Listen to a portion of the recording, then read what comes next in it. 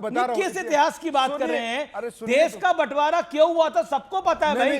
पंडित सबको नेहरू भी प्रधानमंत्री बनना चाहते थे, मोहम्मद अली जिन्ना भी बनना चाहते थे, मैं बता मोहम्मद अली और महात्मा गांधी तो नहीं चाहते थे बंटवारा हो, लेकिन लेकिन लेकिन लेकिन ये बंटवारा हुआ। सुनिए तो सबको भाई, पता है आप क्यों सुनते हुआ। नहीं है, मैं सुन सवाल रहा हूं करते हैं, आपको। सुनते नहीं है। सुनिए, थोड़ा धैर्य रखिए। ये बड़ी अच्छी बात कही आप।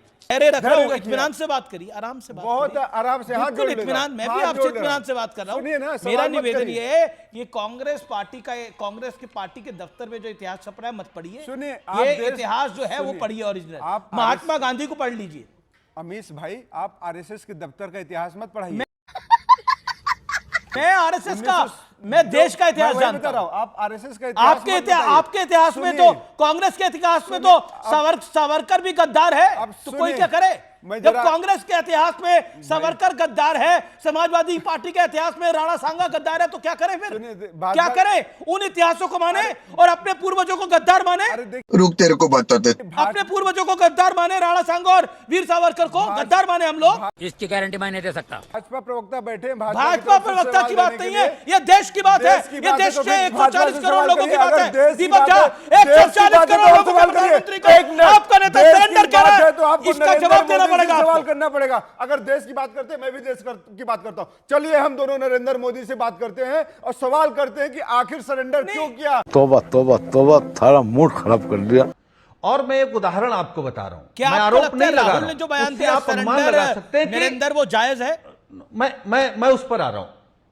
मैं राहुल गांधी जी के बयान पर आ रहा हूं, लेकिन उससे पहले मैं आपके कार्यक्रम में 2-3 उदाहरण बताऊंगा, तो आप भी महसूस करेंगे, आपके दर्शक भी महसूस करेंगे। जी जी, क्विकली। जिस दिन हिंदुस्तान और पाकिस्तान के सीज फायर हुआ, उसके बाद जब हम लोग क्षेत्र में गए, कई शादियों में, कई कार्यक्रमों में, मैं ईमानदारी से कह रहा हूं, मैं जानता हूं भारतीय जनता पार्टी के नेता हैं, कार्यकर्ता हैं, जीवन भर उन्होंने बीजेपी को वोट दिया है और आगे भी देंगे।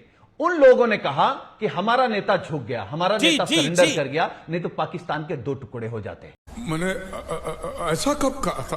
तो आप समझ सकते हैं कि जब बीजेपी का कोर वोटर महसूस कर रहा है कि मोदी जी सरेंडर कर गए, मोदी जी झुक गए, मोदी जी ट्रंप के सामने झुक गए, तो वो बात जो बात लेकिन सुनील यादव, मुझे अपनी बात 10 सेकंड में बोल रहे थे, कुंभ कितने 60 दिनों का कार्यक्रम था, 60 से 80 दिनों का कुंभ कार्यक्रम था। 10 सेकंड। वहां पर एक छोटा हादसा हुआ, भाजपा के कार्यकर्ताओं की बात उसको लेकर जो राजनीति करी, यहाँ 2 घंटे की विक्ट्री परेड आपका सहयोगी नहीं निकाल पाया, आप कुछ बोल नहीं पा रहे हो उसके ऊपर।